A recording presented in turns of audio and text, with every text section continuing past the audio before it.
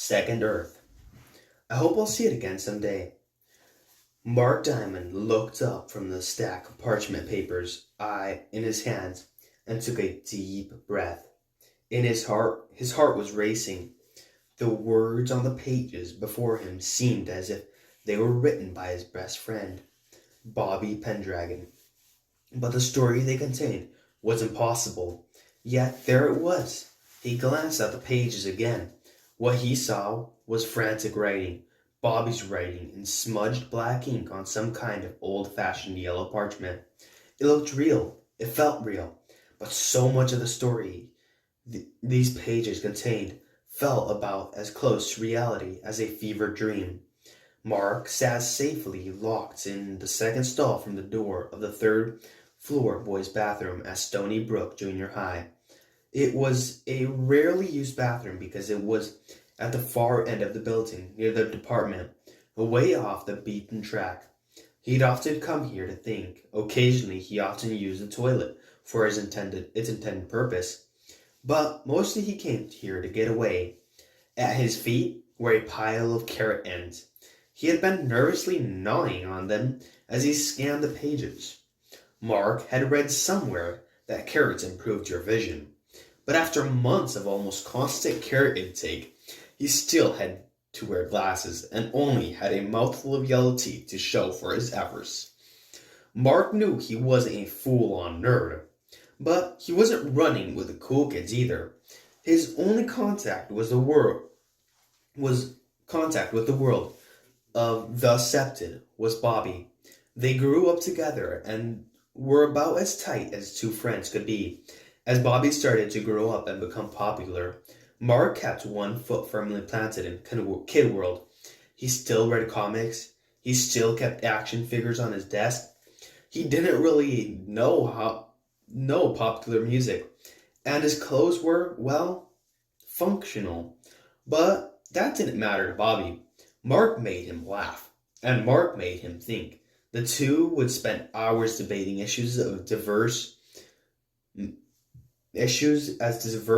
as First Amendment rights and the relative merits of Pamela Anderson made and after cosmetic surgery.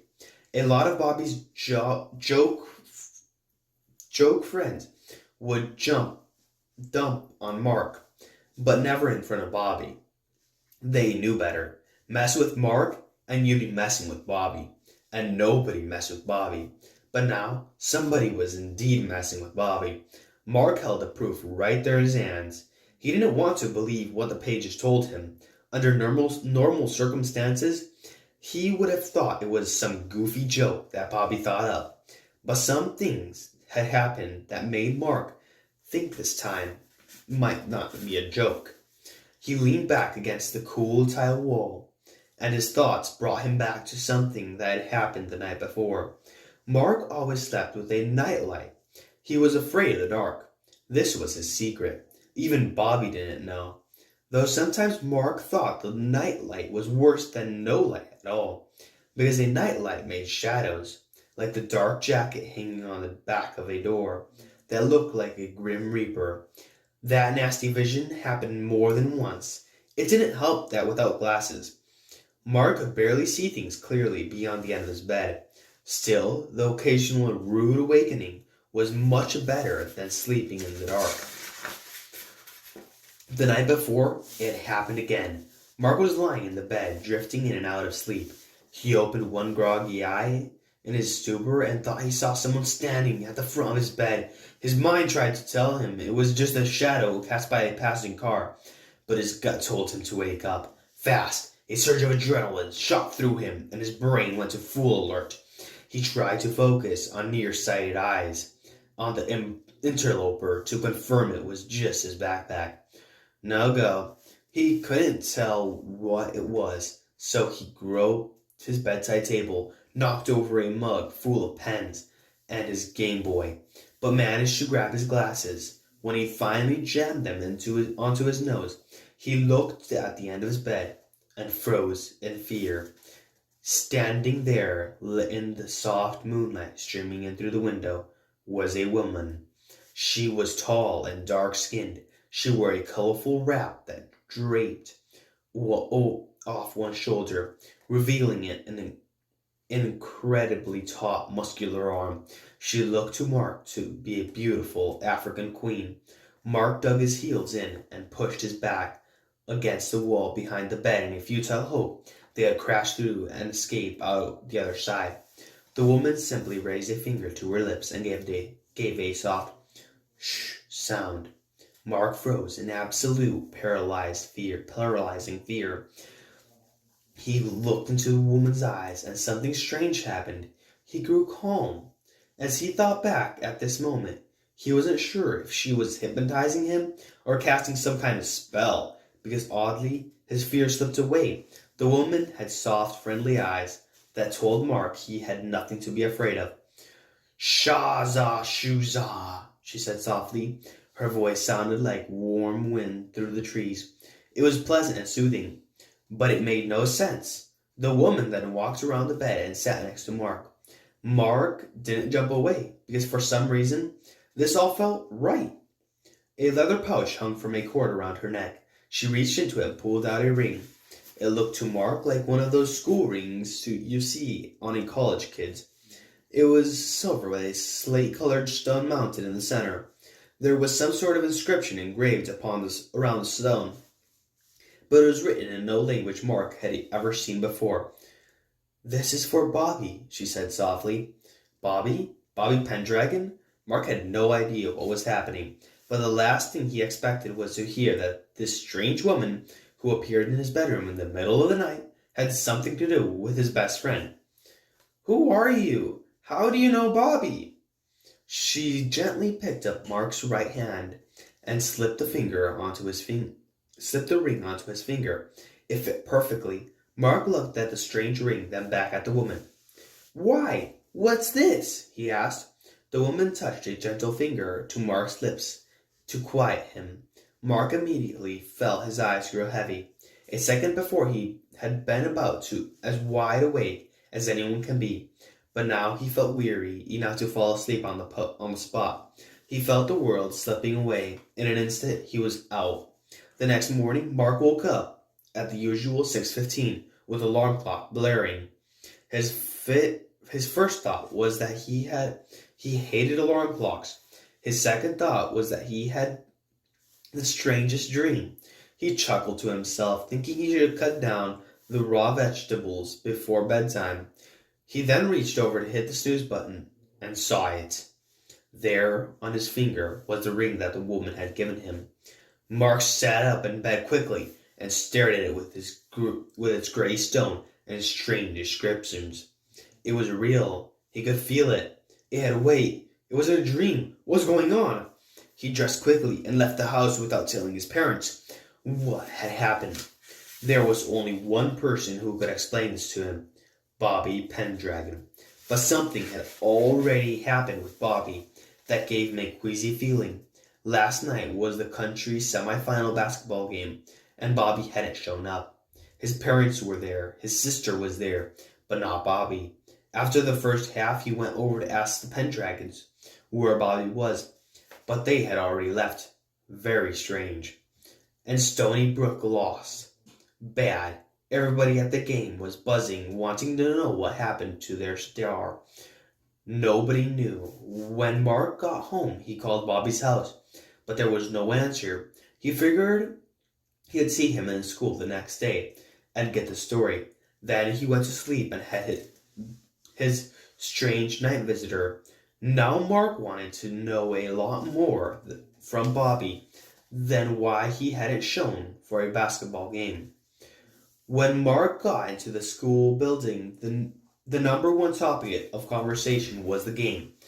Hey Diamond, where's your superstar, Paul? He blew it. This better be good, Diamond. What's the story? Everyone was yelling at him about Bobby. They could only mean one thing. Bobby hadn't gotten there yet, of course. Mark didn't have any answers, so he shrugged and kept walking. He went to Bobby's locker, but Bobby wasn't there. Instead, there were more angry kids waiting to ambush him. He chickened out, didn't he? Couldn't he take the heat? Mark dodged them and went to Bobby's homeroom. Bobby wasn't there either. Where was he? Something was definitely wrong. And then it happened. It started as a twitch at first, but something grew. It was the ring. It was moving. It felt like it was squeezing and releasing, squeezing and releasing. Diamond! Hey, Diamond! Where is he? More kids were closing in. This was not a good time. Mark didn't know what to do, so he grabbed the ring on his other hand and ran. He blasted through kids, bumping into more as he dodged. Then he dodged. A couple of older guys pushed him back, nearly sending him sprawling. But Mark somehow stayed on his feet. The bell rang and everyone headed for homeroom. But Mark didn't stop until he reached his own personal fortress of solitude, the boy bathroom on the third floor. He ran to the center of the room and held his hand out as if it didn't belong to him. The ring was still moving, squeezing and releasing like a heartbeat. Then the gray stone started to sparkle. An instant before it had been a solid gray mass. Now it sprang to life like a brilliant diamond. Beams of light shot from the ring and filled the room. Mark couldn't take it anymore. He yanked off the strange ring and threw it. It hit the tiled wall and bounced to a stop in the center of the bathroom. The beams of light continued to shoot from the stone and dance across the ceiling and the walls, making the room look as if it were alive with beautiful dazzling stars. Then Mark watched in awe as the circular band started to grow larger. It slowly grew bigger and bigger until it was about the size of a frisbee, and in the center of the now impossibly large band was a black hole where the floor should have been. The ring had opened up a dark portal to somewhere. From deep within the portal, Mark could hear the faint sound of musical notes. It wasn't a melody. It was a jumble of sweet-sounding tones that grew louder and louder. Mark backed away from the strange ring, not sure if he should turn and run or stay and watch the show. He was fascinated and terrified at the same time. The musical notes coming from the portal got so loud that Mark had to cover his ears. Whatever was happening, he didn't want any part of it anymore, so he turned and ran for the door. He was about to throw it open when everything stopped. The musical notes ended so abruptly it was like someone threw a switch to cut the power. The dazzling light show ended also. The only thing that didn't stop was Mark's pounding heart. Whatever had just happened, it was over now. And Mark tried to calm down. He took his hand away from the door and looked back into the bathroom. What he saw was the ring on the floor, right where he had thrown it. It was back in it to its normal size, and the stone had returned to its original solid gray color. But something else was there too. Lying on the floor next to the ring was a scroll of paper. It was yellow parchment that had been tightly rolled and tied with a thin leather strap. Whatever the event had been with the ring, the result was that it had deposited the scroll here on the bathroom floor. Mark approached the scroll cautiously, bent down, and picked it up with a sweaty hand. It was indeed rolled paper. Nothing scary about it, just odd. Mark tugged on the leather cord that kept it together and gently unrolled the paper. There were 4 sheets, all filled with writing. Mark looked at the first line of the first page, and what he read hit him with an electric charge. He couldn't breathe. He couldn't think. The strange parchment was a letter to him. It began, "I hope you're reading this, Mark.